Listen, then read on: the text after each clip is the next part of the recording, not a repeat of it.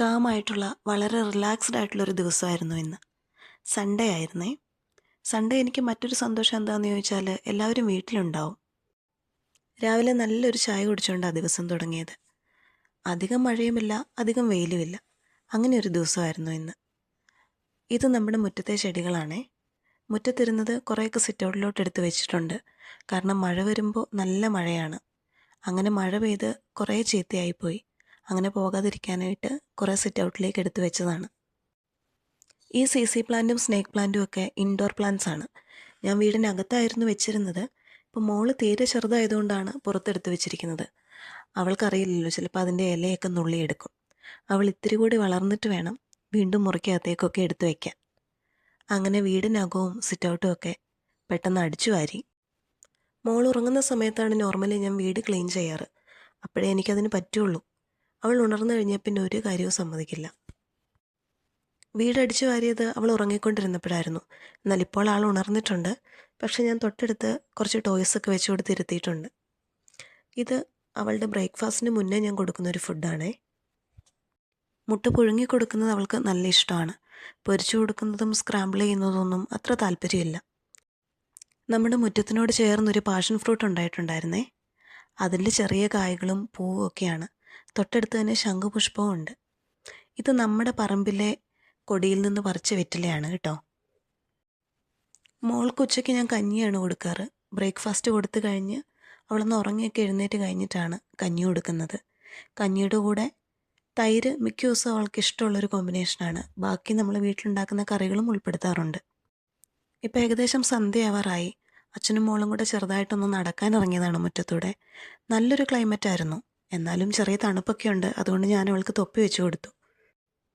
കണ്ടില്ലേ, എൻ്റെ കൂടെ തന്നെയുണ്ട്. പകൽ മുഴുവനും ഇതാ സംഭവിക്കുന്നത്. ഞാൻ എന്ത് ചെയ്യുന്നു ആ കൂടെ അവളും ഇങ്ങനെ നടക്കും, എൻ്റെ ഒപ്പം. എനിക്കത് ഭയങ്കര പേടിയാണ്. കാരണം എൻ്റെ ഉടുപ്പിലൊക്കെ പിടിച്ച് അവൾ നടക്കുമ്പോൾ ചിലപ്പോൾ വീഴാൻ സാധ്യതയുണ്ടല്ലോ. പിന്നെ അവൾ അങ്ങനെ വലിയ വഴക്കുള്ളൊരു കുട്ടിയല്ല. വളരെ കാമായിട്ടുള്ള കോപ്പറേറ്റീവ് ആയിട്ടുള്ളൊരു ബേബിയാണ്. അവൾക്ക് ഏറ്റവും ഇഷ്ടമുള്ളൊരു കാര്യമാണ് ഈ കർട്ടൻ ക്ലോസ് ചെയ്യുന്നത്. ഞാനത് അവളെ കയ്യിലെടുത്ത് പിടിച്ചുകൊണ്ട് തന്നെ ചെയ്യണം. അത് എന്തോ അവൾക്ക് അതൊരു നിർബന്ധം പോലെയാണ്. മിക്കപ്പോഴും ഞാൻ ഓരോന്ന് ചെയ്യുമ്പോൾ അവൾ എൻ്റെ ഒരു കയ്യിലുണ്ടാവാറുണ്ട്. എൻ്റെ കയ്യിലിരുന്ന് ഞാൻ ചെയ്യുന്ന ജോലികളൊക്കെ കാണുന്നതും അവളുടെ ഒരു ഫേവറേറ്റ് ഹോബിയാണ്. സന്ധ്യ ആയതുകൊണ്ടാണ് കർട്ടൻസൊക്കെ ക്ലോസ് ചെയ്തത്. അതുപോലെ അവൾക്ക് എക്സൈറ്റ്മെൻറ്റുള്ള മറ്റൊരു കാര്യമാണ് നിലവിളക്ക് കത്തിക്കുന്നത്. ഇത് കത്തിക്കുമ്പോഴും അവൾ എൻ്റെ തോളിലുണ്ടാവും.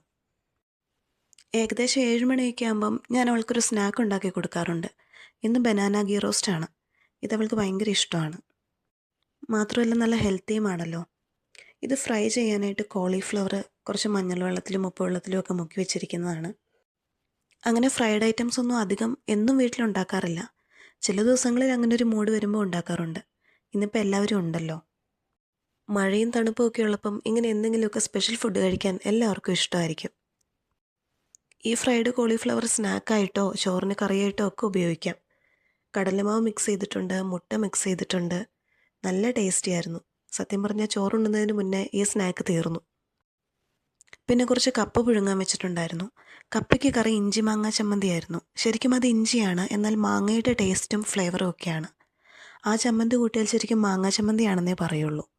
അതാണ് ഇഞ്ചി മാങ്ങ. നിങ്ങൾ കേട്ടിട്ടുണ്ടോ? പിന്നെ വെണ്ടയ്ക്ക മെഴുക്കുവരട്ടിയായിരുന്നു അടുത്ത കറി. 9:30 ആകുമ്പോൾ ഞാൻ മോൾക്ക് ഡിന്നർ കൊടുക്കും. അതിനുശേഷം അവളെ ഒന്ന് മേല് കഴിയിച്ച് ഉടുപ്പൊക്കെ മാറ്റി ഫ്രഷ് ആക്കും. പകലും മുഴുവനും നല്ല കളിയല്ലേ, അങ്ങനെ ടയേർഡായിരിക്കും. അപ്പോൾ ഒന്ന് കുളിപ്പിച്ച് കഴിയുമ്പം വീണ്ടും ഫ്രഷ് ആവും. അപ്പോൾ നല്ല സുഖമായിട്ട് ഉറങ്ങും. അവളുടെ ഒരു റുട്ടീൻ ഇങ്ങനെയാണേ. അവൾ ഉറങ്ങിയതിന് ശേഷമാണ് മിക്ക ദിവസങ്ങളിൽ ഞാൻ തുണി മടക്കി വയ്ക്കാറ്. ഇന്ന് വളരെ കുറച്ചേ ഉള്ളൂ, അല്ലാത്ത ദിവസങ്ങളിൽ ഒരുപാട് തുണി മടക്കാനുണ്ടാവും.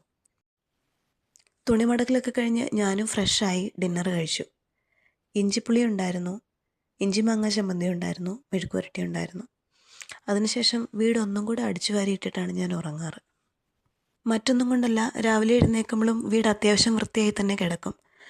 ഒന്ന് തൂത്തു വരാൻ അല്പം വൈകിയാലും വീട് വൃത്തികേടായി കിടക്കില്ല. അതുകൊണ്ടാണ് രാത്രിയിൽ ഒന്നും കൂടി അടിച്ചു വാരിയിട്ട് കിടക്കുന്നത്. ഇന്നത്തെ എൻ്റെ വിശേഷങ്ങൾ ഇതൊക്കെയാണ്. ഇനി അടുത്ത ദിവസം കാണാം.